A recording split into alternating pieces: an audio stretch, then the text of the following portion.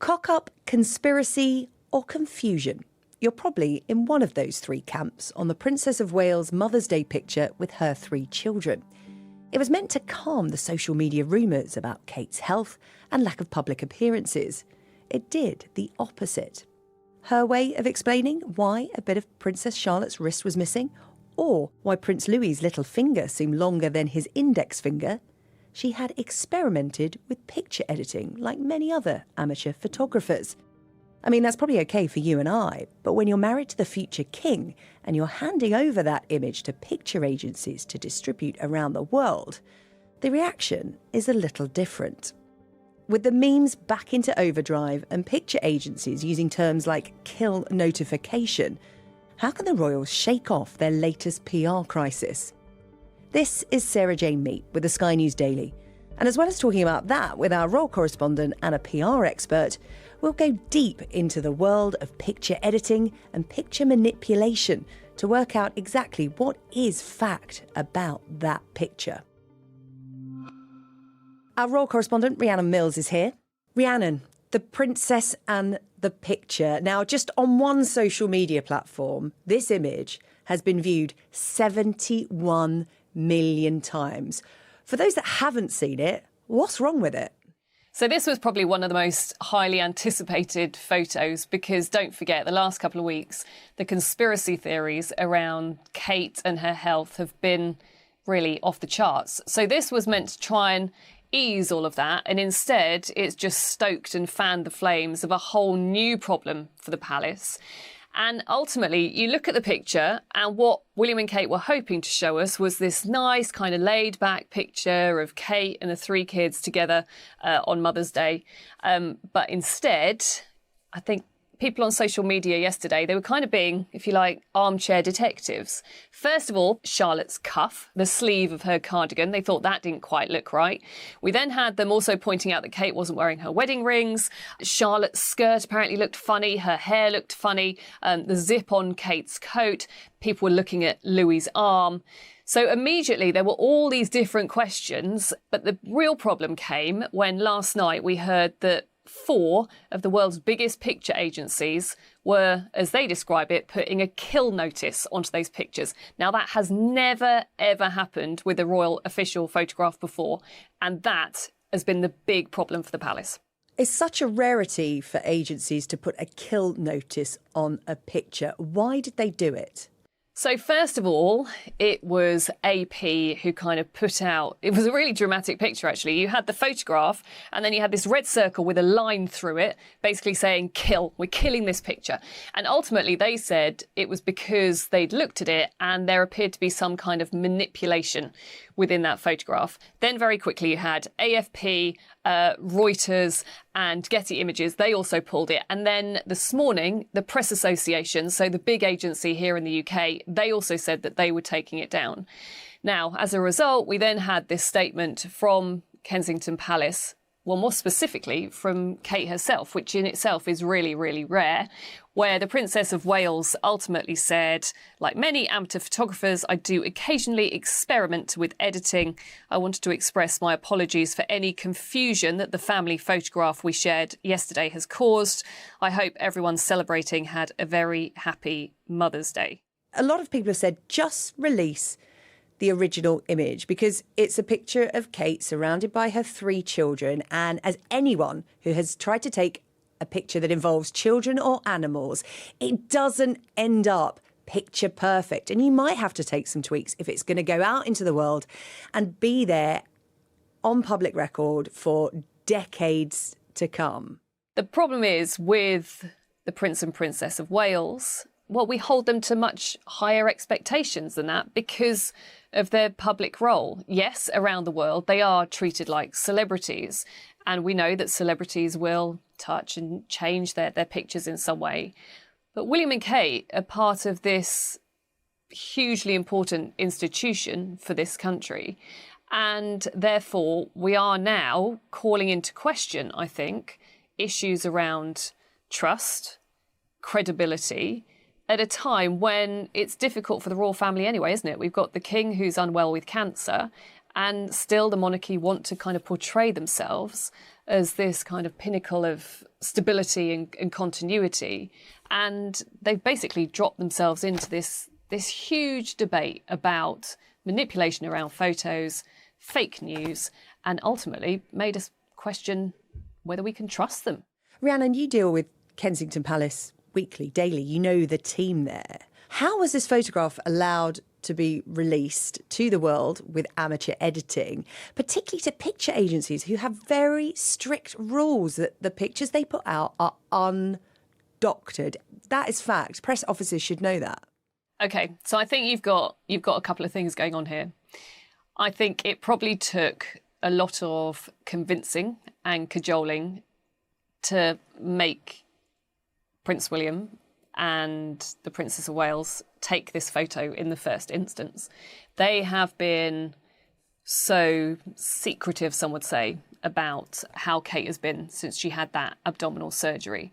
So I think the secrecy around this photo, there was presumably a very tight group of people who knew that this picture was being taken, that it was being edited. Obviously, we know that Prince William took the picture. They didn't get another photographer in to do it. Look, we know that Kate is a very keen photographer. The fact that she's the one who says that she did the editing. Again, do we know that that's true or not? We kind of have to take it at face value. But as you say, this is an operation that is used to firefighting, basically. It's been a really tough few years, hasn't it, in terms of the stories that the royal family have had to deal with. They're not amateurs when it comes to dealing with the world's press and dealing with stories blowing up in this way. So I think there will be some who will say, look, is it really fair that the Princess of Wales ultimately has had to carry the can on this one? In terms of what happens next, I think they're pretty much standing their ground at the moment. There's no sign at the moment that they're going to release that original photograph. All they keep sort of saying to us is, look, this was meant to be a chance for us to show the world an informal photograph of the family. And yes, minor adjustments were made, but they also won't tell us what those minor adjustments were. So I think it's really rare for them to put out a statement like this. I think they had to. These are exceptional circumstances. Has it completely quietened everything down and sort of shut down the story? I don't think it has. But I'm not sure that they will bow to the pressure to release that picture, to be honest. Well, that's what they said at the start. They're sticking to it. Yeah, no wonder they're not releasing the original image. It'd be a game of spot the difference for people on social media. And it's a big day today for the royal family, Commonwealth Day. You're heading to Westminster Abbey after we stop chatting. The royals attending Westminster Abbey to mark Commonwealth Day. How much is the Princess of Wales missed at events like this? And of course, this is what they want us to be talking about, not a picture. Yeah, because today we're going to be shown the first video message that's been recorded by the King since he was diagnosed with cancer. That's what I expected to be talking about today, because we know that in that message he is going to pledge to continue to serve people across the Commonwealth to the best of his ability. And this story about the photograph has just completely overshadowed everything. Is the Princess of Wales missed at events like this? Well, I think you probably just need to ask most of the newspapers who sell copies like no tomorrow whenever they put her on the front of it. So, yeah, I think she is missed. And ultimately, Prince William and Kate are probably sort of one of the most high-profile royal couples now who are continuing to carry out the royal engagements, of course, since Harry and Meghan stepped away. So she is missed, and I think it's really difficult to sort of comprehend the amount of pressure on her in terms of the clamour to see her again. Look, no matter what you think about this picture being manipulated, we keep being reminded that she has had major abdominal surgery, and so it's a difficult position for her at the moment. She's obviously trying to get better, but I'm not sure that you or I would particularly want to be in this position where you know that people are desperate to get photographs of you, especially if you're still feeling a bit under the weather. But ultimately they have kind of caused this problem for themselves in terms of manipulating that photograph. Thanks, Rhiannon. So rather than quashing the online conspiracy theories surrounding the Princess of Wales, this photo seems to have actually fanned the flames. The question now, I suppose, is how the royal family are going to manage it. Mark Borkowski is the head of Borkowski PR agency and knows something about the sort of pressure the family will now be under. So, Mark, the story so far is we have an apology from the Princess of Wales, and we also have Kensington Palace saying that they will not be releasing the original image that was edited by the princess. Do you think this is going to be the end of it? I don't think it is going to be the end of the situation. I mean, because we've got a bit of a vacuum here that is filled by our good friends and conspiracy theorists that sort of populate the social media world. This is what's made this situation far worse. The fact that Kate has not been seen since December, and sooner or later people start asking questions. They probably thought Mother's Day, let's get a nice happy picture of all the family together. And that's what they've issued. The issue for, as will it go away, is when have we ever lost the trust of the royal family? And we've seen this massive disruption since the death of the Queen and the illnesses that seem to be prevalent. And so to strike a blow at the heart of its integrity is, in fact, a significant moment. At a shaved down royal family, there isn't the sort of personalities we've become to expect to take up the heavy lifting at this time. There are people that will say, this is a lot of fuss over nothing. Kate will have been like most mothers on Mother's Day, editing pictures of their little ones because they're not all quite looking at the camera. The difference, of course, being the Princess of Wales is sending it to picture agencies. And I just want to read you some reaction we've had from an interview with AFP News Agency, their Global News Deputy Director for Photographics, Documentation and Data. And essentially he's saying that there was some very strange business going on with this picture. It became obvious it had been altered really badly. It was really amateur. They said that they don't usually apply the strictest checking techniques to trusted sources like Kensington Palace, but this was so obvious it will mean that now, and to quote him, they will put out strong guidelines not to trust the most trusted image sources anymore. That's quite a statement to make from a picture agency. They clearly feel that they've been duped. Most people would think, why would you check a picture from Kensington Palace? People might accept the fact that this is a bit of amateur photoshopping of an image. But there's something running at the base of this which is causing the crisis, and that is the fact that the internet have grabbed hold of the fact that this poor woman is recovering from her operation. We haven't seen her for 3 months, and of course this fuels a conspiracy theory. But you don't play with trust. You don't play with this level of imagery and get it so wrong that creates yet another, hump in the road. I mean, a lot of people are seeing this perhaps as an overreaction, spilling the tea, clutching our pearls. As you said, it's all about trust, all about integrity. When people say to me, what's the most difficult job in the world? I would say working in the press office of the royal family. I mean, you're damned if you do, you're damned if you don't. It's not an easy job. It's a professional organisation doing the best they possibly can. But whenever you're dealing with a corporation or individual, the person in charge who's calling the shots, who's employing you, has a view of the media.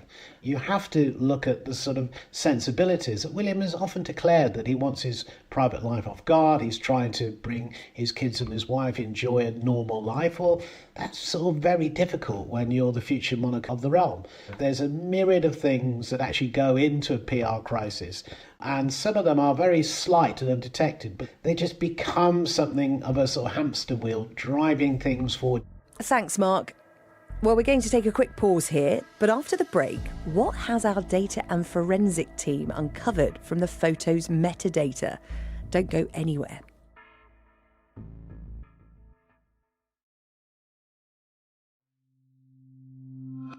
We're back. Well, we've spoken a lot about the fallout from this royal family photo, but what of the photo itself? Adam Parker is part of Sky's data and forensics unit. Adam, like so many news outlets, all these picture agencies, this image of the Princess of Wales and her 3 children comes into Sky News, and on face value, it looks like a lovely family picture, but it came under close scrutiny and a few eyebrows were raised. Talk me through it. It all kind of started with a little bit of online rumours and people looking at the photo and going, something looks not quite right about Charlotte's left wrist. And looking at it closely, Photoshop experts say it's kind of a bad blend, which is a Photoshop term for when you're trying to blend two things together and it's kind of not quite come out right. From face value and further back, you can't really see that. But when you zoom in, you can see more. And photos like this are taken on big cameras, and you are able to zoom in far enough to be able to see something that doesn't look quite right. And this sparked an investigation. When a photo is sent in its original form to a platform like Sky News, it comes with it a lot of information, and that's called metadata. So you opened it. What did you find? Metadata, it's a huge amount of text. It's actually trying to interpret that and work out what you can tell. We found out that on Friday evening and on Saturday morning, this image had been opened and saved on Photoshop. Adobe Photoshop is a image editing tool. You can do things like touching up photos, you can do moving about things in photos. So it's a really broad tool, but we were able to see, using the metadata, which is linked to the original image, that it had been altered a couple of times. There is additional stuff in that metadata too. We could see what lens was used. We can see the camera model that was also used. We also know it was a Mac computer running a very specific type of Photoshop. So the detail we can get at times is really incredible. Sometimes when we see images on social media, most of the time, they are stripped of that metadata. So looking at Instagram, Facebook, Twitter, TikTok, you don't actually get that information. But by getting the original picture, we can actually strip all of that out and get all of that info. So Adam, that's what the metadata can tell us. But what doesn't it tell us? Because that can be just as important in this discussion. The major thing with this photo is the when. We don't know when that photo was taken. Sometimes photos have metadata where there is that information. The other thing that isn't in the metadata is location, that our data and forensics team, using various imagery, managed to work out exactly where it was. That's a question we know about. The when is the big one. I went down a rabbit hole with these conspiracy theories last night online when the news came out that the picture had been killed, and people were talking about the tree in the background. It's the wrong time of year for the tree to have leaves like that. So it all feeds into that. There's a trend on social media now where you have hashtag no filter. People have to say, this is a real picture, I haven't touched it. I think majority of the images, if it's come to marketing or communication that we see, are edited in some way. We expect that, though, don't we? We do expect that. We expect photos to be brightened up. We expect them to be polished, touched up. Yeah. But the actual altering of an image, which can be done by amateurs, it can be done by our phones. I mean, an iPhone now, you can highlight your dog and you can pull your dog out of the image and put it on a white background or put it elsewhere. So the technology changes are allowing normal people to be able to make changes to photos. I looked at a photo from Downing Street, the last image that was uploaded to their Flickr account. Was it put through an imaging software? Yes. Was it altered? As far as I can tell, no. So that altering of images is where the line has been crossed. But yes, we are used to seeing edited images. This has just gone possibly that step too far. We know that the Princess of Wales is a keen amateur photographer and likes to take the pictures herself. Does it throw all her other images that she's released into question? We have actually been trying to look through other photos that they've advertised as taken by William or Kate, and to see if they have put them through similar bits of software. We haven't quite got to the point at which we can say every single image is changed. But again, we don't know the changes. In this kind of world of AI, we're looking at imagery online and what do we trust? What do we not trust? What tools can we use? And actually what's happened here is quite basic. It's Photoshop, which is commercially available. With the rise of AI, particularly in an election year, so many elections happening across the globe. There's a war in Europe, there's a war in the Middle East, and the images, video, photographs, we have to be sure that what we are seeing, what we are putting out there to the world is true, hasn't been altered for someone else's gain or for whatever reason. At Sky News, we use a handful of different tools to detect AI images, and that might be a face that's changed, or that might be a face that's saying words that might not be, and these are examples that we've seen. Building trust in that audience and being able to show them this bit of content is verified by Sky News, and a lot of our work when it comes to war zones involves that. And it might be that we're trying to work out location, we're looking at weather conditions, we're looking at all of those things to check it's legitimate. This kind of caught us a little bit off guard because we wouldn't expect altered images to be released by the royal family. AI and technology is advancing at such a rapid pace. Have we got the tools to keep up? Detecting these things as it's becoming easier and as it's becoming more accessible for people on phones, that's the risk. Ultimately here, though, it's all about motive. So when technology and motivation are both there, which we're getting close to that point, that's when the riskiest time is. We have various tools and experts that we speak to that are attempting to fight off deep fakes. But there's bound to be something new that comes out, and there's bound to be new technology that opens up a new window for people who do want to manipulate media and do want to release content that isn't legitimate. You touched on the fact that when an image like this goes up on social media, it's stripped of all that metadata. It's just the image. You have to take it at face value. But it actually varies from social media platform to social media platform. The main social media platforms that we talk about, your Facebook, Twitter, your Instagram, your TikTok, all of that metadata is stripped. There are some exceptions. A lot of the photo sharing websites like Flickr, you might upload something to Google Photos and Google Drive. Sometimes that data is kept. It varies by device, it varies by website, but Flickr is one that you do get all of that metadata. So advice for people is to be careful where you are uploading things. And it's a bit of a battle then between privacy and trust. Just as you said, this technology is available for everyone on their phones to be able to alter images. It's an important reminder that so are the tools to find out more about the images if you are sent something. You can put any image into Google Lens and it's available on a Google search. You can upload your own images too, and it will search that image on the internet. It's looking for different colours in the image, and then it's looking across the internet for that photo. So if you want to see if a photo is old and it's been online for 3 years and been used in a different conflict perhaps, you can use a tool like that. Geolocation is a big thing that we do too. It's really important to know where that photo was taken and who that photo was taken by. So we use a handful of different tools to be able to source those photos, to verify them. And actually a lot of these are, as you say, publicly available. Open source is what we call them. Anybody can use them, search their own image, search another image, and just to check how authentic it is. Adam, fascinating. Thank you. Thanks. Well, that's all from me for today. Neil will be back tomorrow.